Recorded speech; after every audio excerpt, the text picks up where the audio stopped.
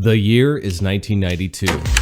Clenching a half-empty box of Hi-C Ecto-Cooler in one hand, you glance down at your Reebok pumps. Hugging your ankle is your baby blue Skip-It toy clocking in at 88 rotations. Surely a new Guinness record. Sitting just below your orange and yellow squiggly scribbled parachute pants. Your t-shirt features the popular Whirlwind Looney Tune character, the Tasmanian Devil. And to top it all off, you slap on a piece of metal that wraps around your wrist like a python. Snug, but loose. Stylish, yet affordable. A timeless piece to complete any tailor-made 90s ensemble. Sure to make all of your classmates jealous.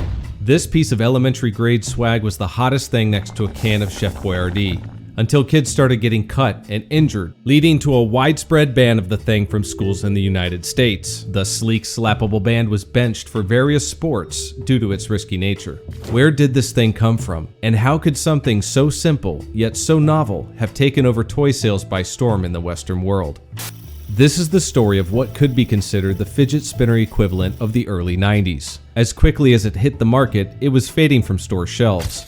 Inventors and product designers understand the importance of bringing their products to market as soon as possible, and the monumental battle that ensues. They find themselves in need of help from others in the form of business partners, bringing along certain risks and having to sacrifice more control in the hopes of earning more cash. And for one inventor, that emotional roller coaster of invention nearly destroyed him. Twice.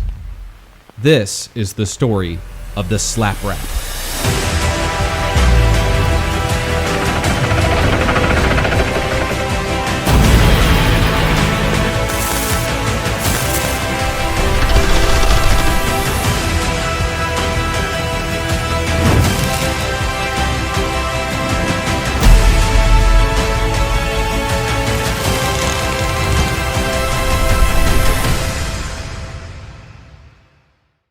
The year was 1983, and a young man had just finished earning his college degree in education. He was a cheesehead, a Green Bay boy, a Milwaukee man.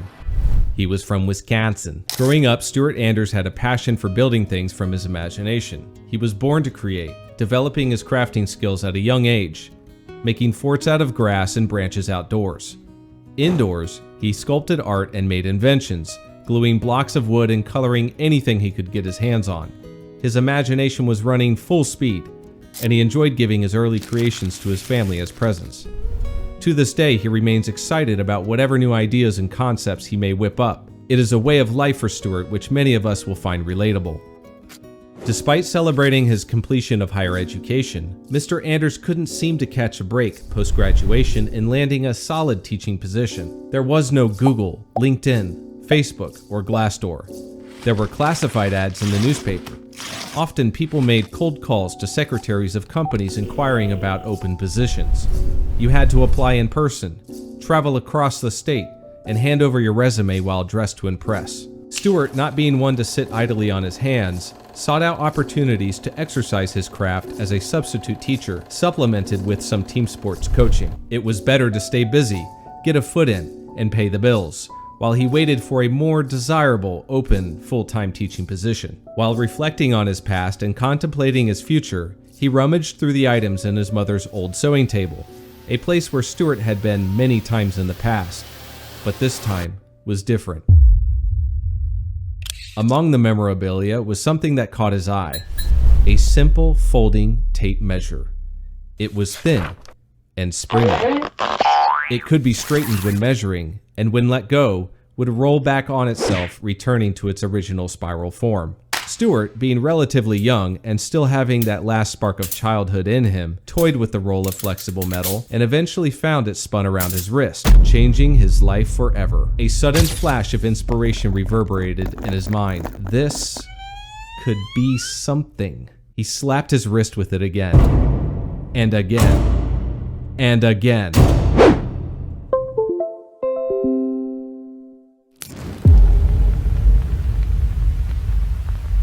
He rushed for answers, dialing up the manufacturer of this new technology he found, but was disappointed to find out when the specific metal from that particular company was no longer available. The whole operation had been wrapped up, and eventually he hung up, effectively shelving his idea, but keeping his prototype close by, allowing the conceptual seed to germinate over time. Eventually, Anders gave up the job search, slapping on a pair of boots and headed to boot camp for the Army National Guard.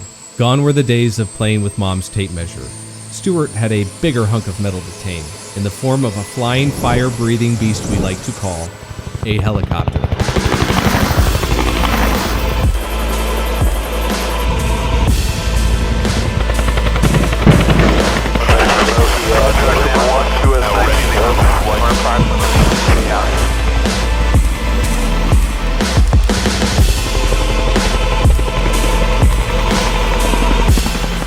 Stuart was attacking two fronts while in the air, young enough to serve his country and community by joining the National Guard, while simultaneously buying himself time and learning a new skill. As the blades rotated overhead throughout his training, the collective gears in his mind turned in tandem, searching for his next landing pad in life. But before he could call in for final approach, his wife at the time decided to leave him. Not one to sit around and wait for chance, Stuart found himself in Florida working with clothing, where his luck would turn around, faster than the blades of his part-time flying machine. Day in and day out, Stuart glanced and fidgeted with a curious strip of metal he just couldn't seem to quit. It was worth something. He knew it. He just needed a door to crack open. An opportunity for him to seize if it just reared its head. The thing was simple, yet novel. It was almost as if it was attempting to tell him its big secret, silently in his truck as he rode around town. In the meantime, life was his first priority, and he continued to take care of the bills and daily responsibilities. He was paying his dues in life, living and working out of his truck for a while. At that time, another stretchy, springy material that made up exercise clothing started to weave its way through society in the 1980s.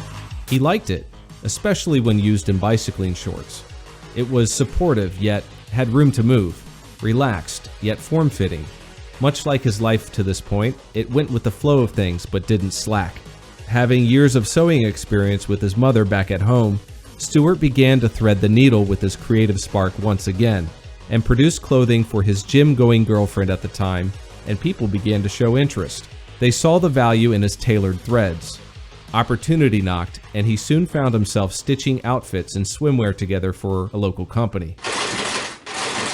One day, in a twist of fate, Anders happened to run into a man who wasn't playing around, an agent for toy designers named Philip Bart, who had a bare wrist, prime real estate for Stuart to show off his nearly forgotten idea. He eagerly retrieved his concept from his truck and slapped it below Bart's fist. Bart's brain scrambled to comprehend what had happened in the span of a fraction of a second, and began to make sense of the cold slice of metal sitting on his wrist. As Stuart explained the concept, dollar signs formed in Bart's eyes, and he soon set out to find a potential buyer, which eventually led to a distribution deal made with Coleco's vice president, Eugene Murtha, in 1988, the same company behind the beloved ColecoVision video game console and early handheld electronic games featuring various sports titles, Donkey Kong, Frogger, Miss Pac-Man, and others.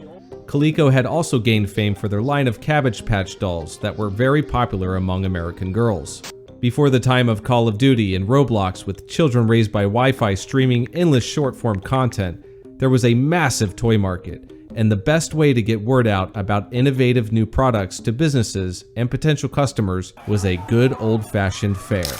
Stuart's concept product was branded as the Slap Wrap, and a batch was made for presentation at the American International Toy Fair in the Big Apple, the busiest place for commerce at the time in the US. These slap wraps intrigued those who attended the fair and ended up getting a deal shortly after with KB Toys for 250,000 units. With such a massive contract, the burden of meeting the production of such a high number of quality bracelets loomed, and Mr. Bart saw the need to pivot. He scrambled to create his own manufacturer of the bracelets and sold his inventory to Mr. Murtha's company, which would then distribute the finished product. All was wrapping up nicely, except for one major risk factor that all product makers have to consider.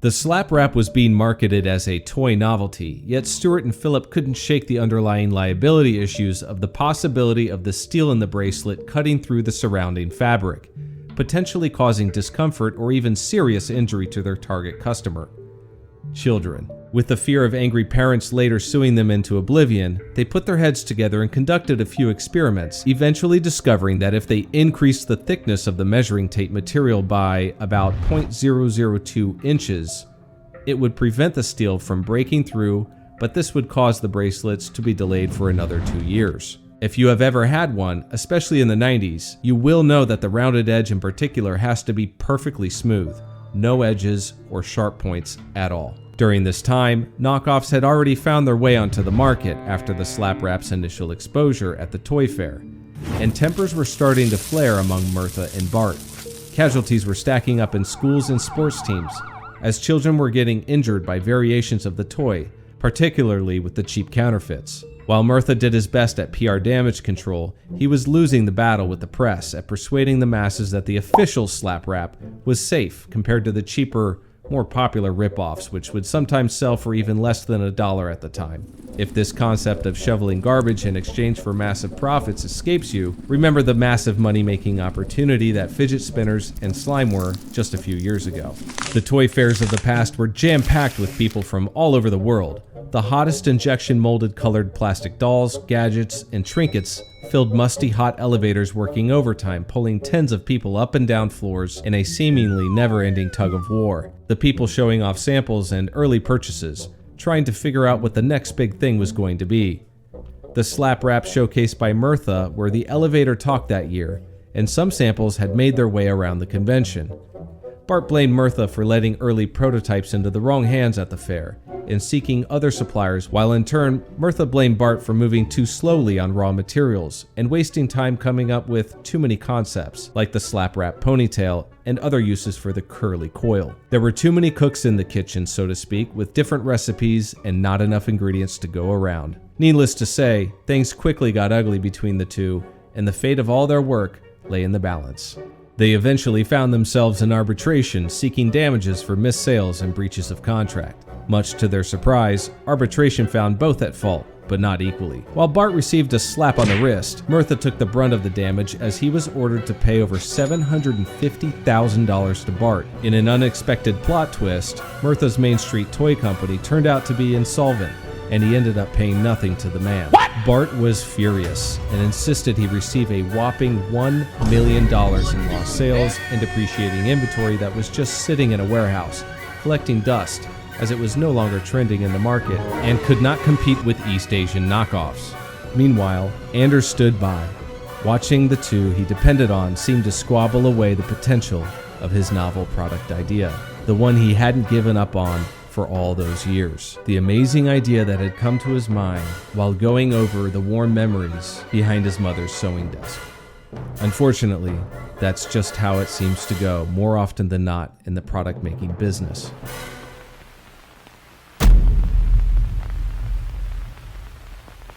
Not long before, when Stuart learned of the massive order made after the toy fair, he had gone home shopping with his girlfriend Diane on Hibiscus Island just west of Miami. His would-be neighbor at the time had a helipad. The sky was the limit, but gravity eventually won and brought all of those hopes, his dream, his lottery win in life, crashing down.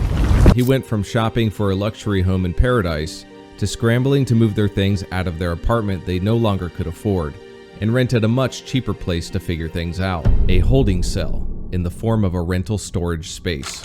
The dream and all the years of work seemed to have vanished overnight, and reality was dark, hot, filthy, and offered a simple office space with a little air conditioner. Stuart and Diane were trapped in what felt like a personal purgatory for years, yet something was gnawing at the back of his mind. How did he end up here? Is there even a way out? Stuart doubled down on his dream. Something in him was carrying him on. He attended night classes to learn computer-assisted design, or CAD, for precision designs as he became interested in injection molded plastics. Mulling over every step that led him to this point, he dug down deep, reflecting on his choices and his character until he felt it. In that dark, dingy storage garage of an apartment, Stuart's soul continued to whisper within, "You have to do this. You have to invent something. You have to get out of here." Invention is a mindset, a recipe for creativity. More often than not, inspiration flashes in the mind without any effort. One minute you're looking at a problem to solve, enjoying the puzzle that lay before you. Then, it all falls into place while you're zoned out, almost thoughtless, in a sort of meditative state. Sometimes you start with logic and reasoning, but eventually you take a step back and that is when the idea seems to come. Stuart's next idea was the one that would change his life. He came up with a socket wrench storage rail made with the help of his nightly CAD skills. He pitched the product to Sears, the largest US retailer in the 80s, a chain of department stores that also featured DIY goods and tools, which has gone the way of Kmart, famous for its mail order catalog of goods, but falling behind with the advent of online shopping. Sears saw the value of his concept and struck a deal with him. After all of the pain and suffering, all of the bad blood during the Slap Rap's emotional roller coaster, he had finally done it. He was able to advance to the next stage in his life and leave the crummy, disgusting, sweaty storage unit for good. It was blue skies and fair winds until the 2008 recession hit. Sears was hit. Revenue was sliced in half. The housing market had crashed. Stocks plummeted. Many argue that the American economy still has not truly recovered and the effects of 2008 are still yet to come. A steady stream of income and first major entrepreneurial success in Stuart's life had just come to a screeching halt once again overnight. Although he wouldn't have to conduct any emergency house moving this time. He had established a company and would be fine. Years after the Slap Rap catastrophe, Mirtha hit up Stuart through LinkedIn looking to reconcile, offering praise for Stuart's creativity. Although suspicious of Mirtha's initial motive, Mr. Anders decided to bury the hatchet and see what Mirtha really wanted. Stuart, now in his early 60s, maintains his creative fire and has a great deal of wealth in terms of hard lessons learned during the inventive product development process. Although his health, especially his mobility, makes it increasingly difficult due to arthritis. He hasn't made another toy since the 90s, but they were always on his mind. The concepts are a sort of labor of love, and he finds his thoughts retreating to them often, because there is no looming goal or deadline. They are just plain fun, and a way to keep his creative mind busy as he ages, always puzzle solving. He is the owner and founder of Allied Industries, a continuation of his creative business endeavors that started with the Slap Rap back in the 80s, featuring innovative cutting-edge products and managing manufactured goods that you can find anywhere from store shelves to NASA and the International Space Station. They maintain a deceptively simple and silent website that acts merely as a point of contact, but behind the curtain lies an industry giant, busy at work with Fortune 500 companies and smaller retailers, and have amassed tens of millions of sales on a global and near off-world scale. Stuart didn't let the trials and setbacks of the Slap Rap veer him off his course of becoming a successful product designer and leader. He stuck to his conviction and refined his goals along the way. He used it as a stepping stone toward a much larger goal that has carried him throughout his life. Although we cannot experience the frustration and disappointment he went through, we can learn from his example of not throwing in the towel on a passion project, one with a unique and novel idea, and learning to work through the obstacles by adopting a healthy mindset. After all, maybe that's all invention really is. He believes that everyone has that creative spark within them and encourages us to discover and cultivate our own creative power, and expresses his thanks that so many people have shown interest in his ideas over the years. His story should inspire each and every one of us coming up with our own gadgets and product ideas. There are many lessons to be learned from the Slap Rap phenomenon, all the way from its conception to its demise and loss to the competition. But one thing is for sure, I still think it was a cool toy as a kid growing up in the 90s, and saw a few sold in the Mungujum shops in Korea over a decade I lived there. I grabbed these recently and noticed they have a thick rubber outer cover, making them safer than the earlier fabric encased versions of the past. Let me know in the comments what color your Slap Rap was, and if it was a knockoff like mine was. I remember having a camo pattern, one I thought was absolutely spec ops at the time. Anyway, that was the story of the Slap Rap, and that's a wrap. Inventors and their stories inspire me, as it has always been my dream to create things from my imagination that others would find useful or interesting. We all have the ability to grow our creative potential, which takes a great deal of time to do. So stop waiting and get to it. We feel better when we are creating things. I enjoy creating 3D printables like this toilet paper suppressor, which eliminates the tumble that those paper rolls tend to make, allowing the user to drop last night's dinner in near silence, sparing embarrassment from others hearing the flopping toilet paper roll. One of my first designs was a 3D printable holster for the MAITTRE 2 controllers, and after seeing my idea come to life, I was hooked. Join me on my journey of exploring the successes and failures of inventors and product designers, as well as attempting to create our own 3D printables here on this channel. I have released several of my Halloween printables for this year on my website and on Cults 3D, which you can find links to in the description of this video. Any and all support from those directly fuels my work as a self-taught 3D modeler and artist, which help me to produce more printables for you and create more time I can dedicate to honing my skills, which I plan on sharing with you all in the near future. It will also help me slow the aging process so you can enjoy this mug for years to come. After all, it's just me on this channel, there's no one else. Thanks for watching, and until next time, this has been Kimchi Robotics. Never give up, keep dreaming, and stay grounded. If you want more videos like this, there is no better way to motivate me than heading over to my Patreon. Like and subscribe. I'll see you in the next video.